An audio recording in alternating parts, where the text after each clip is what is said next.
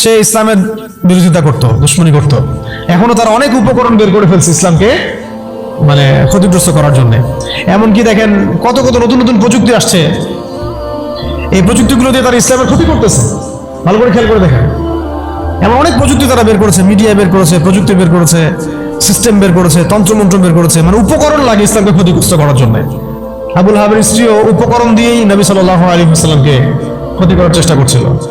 আল্লাহ পাক আবার সেই উপকরণ তার গলায় ফাঁস লাগিয়ে তাকে মৃত্যু দিয়েছেন। মনে আছে? ওই গলার মধ্যে তার রশি আটকে ফাঁস লাগিয়ে সে মারা গেল। কে? আবুল হাবের স্ত্রী। এই যে ক্ষতি, ইসলামের ক্ষতি করার জন্য যে উপকরণগুলো তারা বের করেছে, শুনে রাখেন, ইসলামের ক্ষতি করার জন্য, ইসলামকে ধ্বংস করার জন্য আর মুসলিম নিধনের জন্য তারা যে উপকরণগুলো তৈরি করেছে, যে সিস্টেমগুলো তৈরি করেছে, যে মিডিয়াগুলো তৈরি করেছে, যে প্রযুক্তিগুলো তৈরি করেছে, এগুলোই ওদের ধ্বংসের কারণ হবে ইনশাআল্লাহ।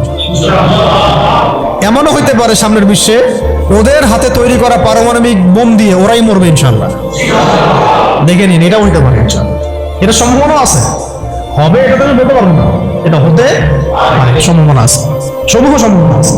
আল্লাহ পাক যেন এদের মধ্যে শত্রুতা লাগায় দেন, একে অপরকে দিয়ে ধ্বংস করায় দেন। আমি যেভাবে ওরা মুসলিমদেরকে ধ্বংস করার পায়তারা করেছে, এর চেয়ে 1000 গুণ বেশি ধ্বংস আল্লাহ পাক তাদেরকে করে না।